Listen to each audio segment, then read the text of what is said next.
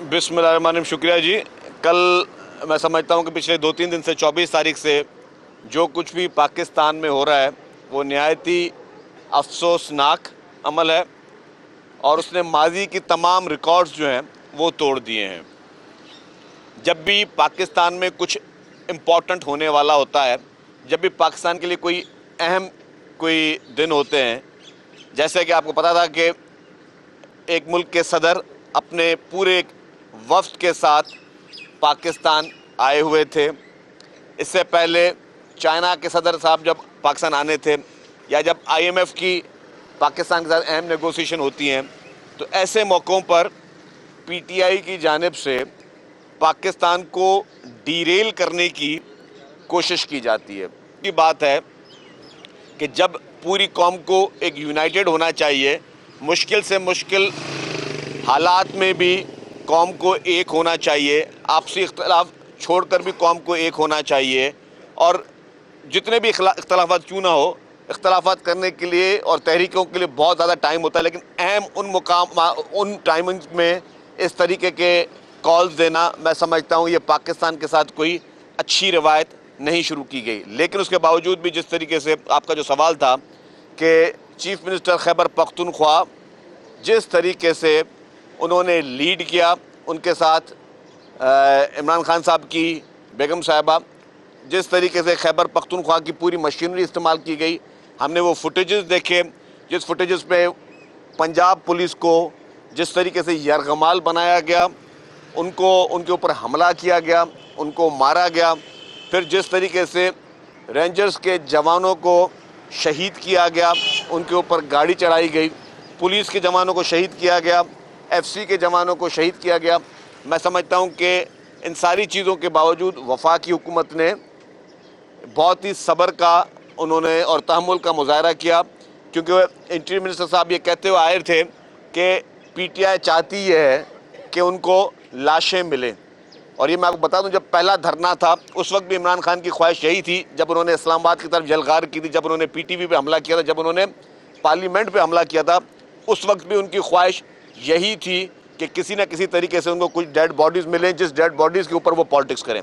तो ये भी वफाकी हुकूमत ने, मैं ख़ास तौर पर कहूँगा कि इंटीरियर मिनिस्टर साहब ने खुसूसी तौर पर बहुत मुतरक नज़र आए और उन्होंने जिस स्ट्रेटजी के साथ जो PTI की वो ख्वाहिश पूरी होने नहीं दी, जो उनको डेड बॉडीज़ चाहिए थी, ये काबिल तहसीन उनकी स्ट्रेटजी थी। लेकिन सारी चीज़ों के बावजूद जिसको इमरान खान साहब कहते थे कि मेरी बेगम साहबा गैर सियासी हैं, वो नहायत ही सियासी निकली। वो मैं ख्याल समझता हूँ कि इमरान खान साहब से भी 2 हाथ आगे निकली। जिस तरीके से अवाम के ऊपर उन्होंने अवाम को मरवाने की पूरी कोशिश की, अवाम को मुसलसल उनके जज्बात को वो उभारती रहीं, हेट स्पीच करती रहीं, जिस तरीके से उन्होंने फिर कंटेनर पर खड़े होकर कहा कि कोई और चला जाए या ना चला जाए, मैं यहाँ से नहीं जाऊँगी, मैं इमरान खान को लिए बगैर नहीं जाऊँगी। और फिर देखा क्या हुआ आपने, जैसे ही पुलिस ने एक्शन किया तो सबसे पहले चीफ मिनिस्टर खैबर पख्तूनख्वा भागे और सबसे पहले बुशरा बीबी साहिबा वो कंटेनर छोड़कर और वो स्टेज छोड़कर सबसे पहले फ़रार हुई। तो ये आवाम के लिए आई ओपनर है कि जो लोग आपको ये कहते हैं कि आप हमारे पीछे चलें और जो लोग आपको फिर तशद्दुद की तरफ राग़िब करते हैं, जो लोग आपको इस तरीके से आपको मोटिवेट करते हैं कि आप तशद्दुद की सियासत करें, आप हाथ में पत्थर उठाएं, आप हाथ में लाठियाँ उठाएं, आप वेपन्स उठाएं, आप टीयर गैस के जो है गन्स अपने पास उठाएं, वो लोग खुद आपको इस्तेमाल कर रहे होते हैं। उनकी अपनी औलादें जो हैं वो इस वक्त जो है मुल्क से बाहर सुकून की ज़िंदगी गुजार रही हैं। कौम की नौजवान नस्ल को उन्होंने जो है वो मुश्किल में डाला हुआ है, उनको वो दहशतगर्दी सिखाने की कोशिश कर रहे हैं। ये 2-3 दिन की कॉल 9 में से किसी भी सूरत में कम नहीं थी। इनकी कोशिश ये थी कि जिस तरह 9 मई को इन्होंने एक अंदोनाक वाक़यात किए थे, उस तरीके की इनकी नीयत थी, लेकिन गवर्नमेंट ने अपने उसमें रोल प्ले किया। तो मैं ये समझता हूँ कि ये सब के लिए आई ओपनर है और ख़ास तौर पर ये बुशरा बीबी साहिबा जिस तरह आई हैं, वैसे तो हर खातून का हम एहतराम करते हैं, लेकिन उनका ये रोल बहुत नेगेटिव रहा है, उन्होंने नेगेटिव पॉलिटिक्स की है और वो इमरान खान साहब से भी मैं समझता हूँ कि 2 हाथ आगे निकली हैं इस पूरे एपिसोड में। अच्छा शरीफ साहब, ये बताइएगा, आप एक सियासी जमात से आपका ताल्लुक है, जो इंटीरियर मिनिस्टर ने एक ऑर्डर किया था कि डी चौक पे पहुंचने वाले जितने भी यहाँ पर एहतजाज करने वाले हैं उन्हें स्टेट फायर किया जाए, गोलियाँ मारी जाए, तो इस बयान को आप किस तरीके से लेते हैं? क्योंकि अगर जमहूरी रिवायत को देखा जाए तो एहतजाज सबका ही हक है, तमाम ही जमहूरी पार्टियाँ कहती हैं, तो इस एहतजाज को मुख्तलिफ क्यों देखा जा रहा है? देखिए जी, आपकी बात सही है कि एहतजाज सबका हक है, बिल्कुल एहतजाज सबका हक है, कोई मना नहीं करता। लेकिन आपने किस एहतजाज में देखे हैं कि लोग जो हैं वो मुंह पे ये मास्क पहन के आ रहे होते हैं, अपने मुजाहिरीन के हाथ में जो है टीयर गैस होते हैं, मुजाहिरीन के हाथ में वेपन्स होते हैं, मुजाहिरीन पुलिस को मारते हुए आपने वीडियोस नहीं देखी हैं? कौन से एहतजाज में जो पुलिस का स्टेट है ना, स्टेट मशीनरी है। अगर आप कौन से दुनिया के मुल्क में आप पुलिस वालों पे हमला कर सकते हैं? कौन सा मुल्क आपको अलाउ करता है कि आप पुलिस वालों पे हमला करें, आप फोर्सेस पे हमला करें, आप अपने रेंजर्स पे हमला करें? लास्ट टाइम भी उन्होंने ये किया, आप इमलाक को नुकसान पहुंचाएं, आप गाड़ियों को आग लगाएं, आप सरकारी इमलाक को आग लगाएं। ये कौन सा एहतजाज होता है? और जिन ममालिक में इस तरह का एहतजाज होता है तो फिर जो तरक्की याफ्ता ममालिक की मिसाल दे रहे होते हैं, तो कैपिटल हिल में भी लोगों को 15-15 साल और 20-20 साल की सजाएं हुई। तो जिन जिन लोगों ने भी हाथ में वेपन उठाए हुए थे, जिन जिन लोगों ने भी हाथ में टीयर गैस की गन्स उठाई हुई थी, जिन जिन लोगों ने भी हाथ में डंडे पत्थर ही उठाए हुए, तो डेफिनेटली उनको कानून के हिसाब से उनको डील किया जाए। एहतजाज का मकसद ये नहीं है कि आप हुकूमत को यरगमाल बना लें। एहतजाज का मकसद ये नहीं कि आप गन पॉइंट पे स्टेट को यरगमाल बनाने की कोशिश करें। कल को इस तरीके से मुसल्ला जत्थे कहीं पर भी निकल सकते हैं, और इस तरीके के मुसल्ला जत्थे जब कहीं पे निकलेंगे तो खुदा न खास्ता तो क्या सरकार की रिट खत्म हो जाए? आपको जो आपके इशूज़ हैं, आपके लिए अदालतें मौजूद हैं। हम भी अदालतों को फेस कर रहे हैं ना, हम भी सालों साल अदालतों को फेस करें, आप भी अदालतों को फेस करें, आप अदालतों से रिलीफ लें। ये नहीं हो सकता कि आप अदालतों से रिलीफ लेने के बजाय आप हथियार हाथ में उठाएं, आप सरकार की रिट को चैलेंज करें और आप जो है वो हुकूमत पे यलगार करें। मैं समझता हूँ ये किसी मुआज़िब मुआशरे में नहीं होता। और यहाँ पे जिस तरीके की रिवायत नई शुरू हुई है और फिर वही भागे, वो कहाँ चले गए खैबर पख्तूनख्वा के चीफ मिनिस्टर, और कहाँ ये हुआ है कि जी इस तरीके से किसी ने गवर्नमेंट की रिट को चैलेंज किया हो। मैं एक छोटा सा मिसाल देता हूँ। मोहतरम आसिफ अली जरदारी साहब को और मोहतरमा फरियाल तालपुर साहिबा को जेल में डाला गया। पीपल्स पार्टी की सिंध में हुकूमत थी ना, तो कितनी दफ़ा आपने देखा कि यहाँ के चीफ मिनिस्टर और यहाँ से जो है जत्थे भरकर जो है वो वहाँ पे लेके गए उनको छुड़वाने के लिए। लॉन्ग मार्च हमने भी की, चेयरमैन बिलावल भुट्टो जरदारी साहब की सरबराही में हमने लॉन्ग मार्च की। पूरे पाकिस्तान तक मुझे बताएं कहीं एक जगह पे कोई एक गमला टूटा हो, कहीं एक पत्थर चला हो, हमारे रास्ते रोके गए। बहुत जगहों पे हमारे लिए ऑब्स्ट्रक्शंस क्रिएट की गई। पंजाब में पीटीआई की हुकूमत थी, फेडरल गवर्नमेंट में पीटीआई की हुकूमत थी। पिंडी में जब हम थे आखिरी रात, और उस रात में हमें इस्लामाबाद जाना था, हमें वहाँ पे हमारे लोगों को रोका गया, हमारे वहाँ पे डंडे चलाए गए, वहाँ पे सरकारी मशीनरी का इस्तेमाल हुआ ताकि हम इस्लामाबाद में बड़ी तादाद में ना पहुँच सके। उसके बावजूद भी जवाबी तौर पर पीपल्स पार्टी की लीडरशिप की तरफ से था कि स्टेट पे कोई हमला नहीं करना, किसी पुलिस वाले के साथ बदतमीजी नहीं करनी, किसी के साथ मिसबिहेव नहीं करना। ये होती है सियासी तहरीक चलाने का तरीका। और हमने कोई यहाँ से जत्थे लेके चीफ मिनिस्टर साहब या बाकी पॉलिटिकल पार्टी, यहाँ हमारे बाकी वर्कर वहाँ इस्लामाबाद नहीं पहुँचे थे। सरकारी मशीनरी, खैबर पख्तूनख्वा के चीफ मिनिस्टर का जो रोल है, आप उनके एमएनएस के बयान देख लें। उन्होंने कहा कि जी हाँ, हमें चीफ मिनिस्टर साहब ने पैसे दिए ट्रांसपोर्ट भरने के लिए, ट्रांसपोर्ट के लिए, मतलब इनके एमएनएस के बयान बता रहा हूँ। आप मोहतरमा शंदाना गुलजार साहबा का स्टेटमेंट देख लें। उन्होंने टीवी पे कहा है कि जी हमें पैसे दिए गए हैं कि जी आप लोगों को लेकर आए। तो वो पैसा कहाँ से? ये सरकारी पैसा था ना, सरकारी पैसा चीफ मिनिस्टर हर एमएनए एमपीए को दे रहा है कि आप गाड़ियाँ भर कर लेके आएँ।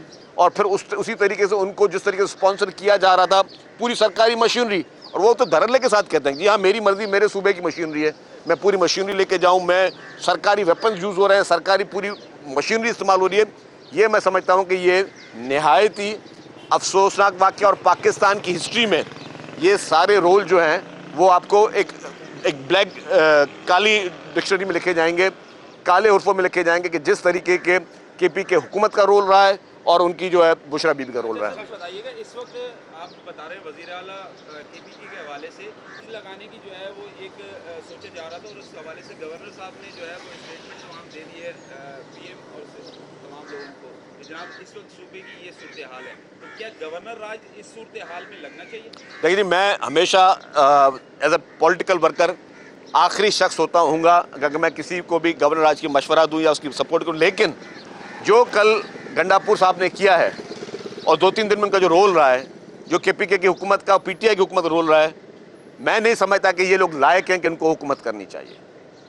इनको कोई मॉरली लीगली राइट नहीं है कि आप सरकारी मशीनरी का, एक सूबे की मशीनरी वफाक पे हमला करने जाए तो क्या एक्सपेक्ट किया जा सकता है।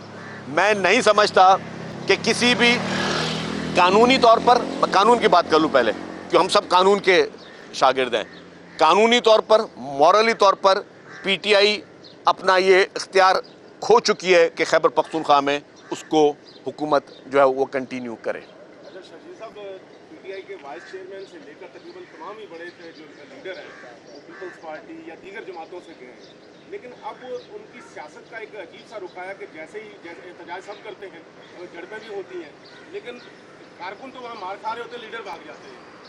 क्या ये कोई पानी तब्दील हो गया, कोई क़यादत में घुसपैठी है? देखिए जी, मैं समझता हूँ कि वो कहते हैं एक मछली पूरे तालाब को गंदा कर देती है। पीटीआई बुरी जमात नहीं थी, उसका लीडर जो है ना बुरा था, जिसने पूरी पीटीआई को ख़राब कर दिया, पहली बात।